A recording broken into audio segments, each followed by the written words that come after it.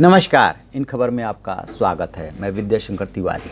झारखंड में हार क्या हुई, उसकी हवा बिहार तक पहुंच गई और अब वहां पे ये डिमांड उठने लगी है कि बिहार में चेहरा बदलना चाहिए। अदरवाइज जो झारखंड में नुकसान हुआ वही नुकसान एनडीए को बिहार में भी हो सकता है। चेहरा बदलने से उनका क्या मतलब है? रामेश्वर चौरसिया हैं, पूर्व विधायक हैं, बेबाक बोलते हैं लेकिन पार्टी में थोड़ा किनारे भी रहते हैं। वो कह रहे हैं इशारों ही इशारों में कि नीतीश कुमार का चेहरा देख देख करके अब लोग उब गए हैं। यदि नहीं बदला गया तो इसका नुकसान हो सकता है।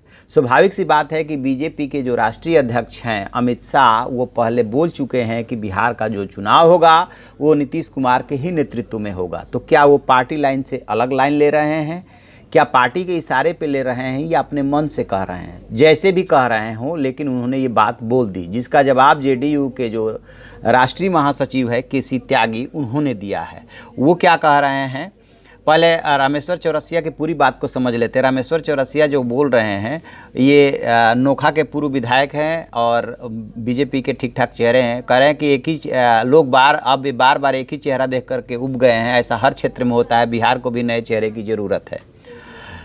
झारखंड चुनाव के बाद बीजेपी और जदयू के नेताओं ने दावा किया है कि झारखंड के नतीजों से बिहार में जो है एनडीए पे कोई असर नहीं पड़ेगा। अब ये बोल दिए तो कुछ ना कुछ तो जेडीयू को जवाब देना था। यदि जवाब नहीं देते तो फिर आगे चल करके कुछ वो और बोलते। लिहाजा केसी त्यागी कह रहे हैं कि कुछ चेहरे ऐसे होते हैं जिन्हें परखा जाता है, स्वीकार किया जाता है और वे करिश्माई होते हैं। मसलन स्वर्गीय अटल बिहारी वाजपेयी, कर्पूरी ठाकुर, नीतीश कुमार, पीएम नरेंद्र मोदी वगैरह वगैरह।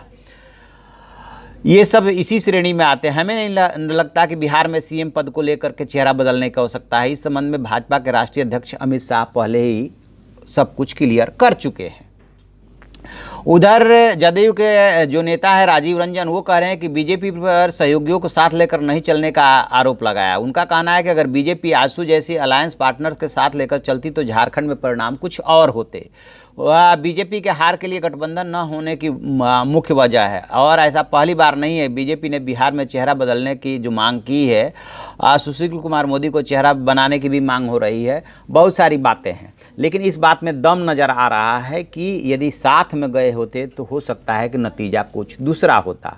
और अब बिहार में नीतीश कुमार के चेहरा बदलने की मांग कर रहे हैं तो वो जेडीयू तो इस मामले में झुकेगी नहीं, क्योंकि वही उसके जेडीयू के सबसे बड़े नेता हैं। बीजेपी की इस समय मजबूरी ये है कि महाराष्ट्र में जो आपका इतना बड़ा सहयोगी और पुराना सहयोगी था शिवसेना, वो छिटक करके उधर दूसरे पाले में जा चुकी है। इधर आजसू का साथ छोड़ने से झारखंड जो है हाथ से निकल गया। लिहाजा बिहार में वो नीतीश कुमार को छोड़ने का रिस्क नहीं ले सकती। चेहरा भी वही होंगे।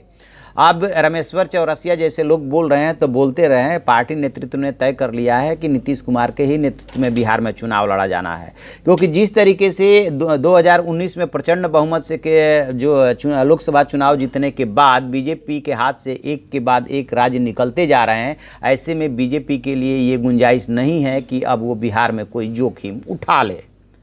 देखते हैं आगे क्या होता है। तो आप ऐसी खबरों के लिए देखते रहिए हमारा डिजिटल चैनल इन खबर। Thank you. इन खबर चैनल को सब्सक्राइब करें और बेल आइकन दबाना ना भूलें।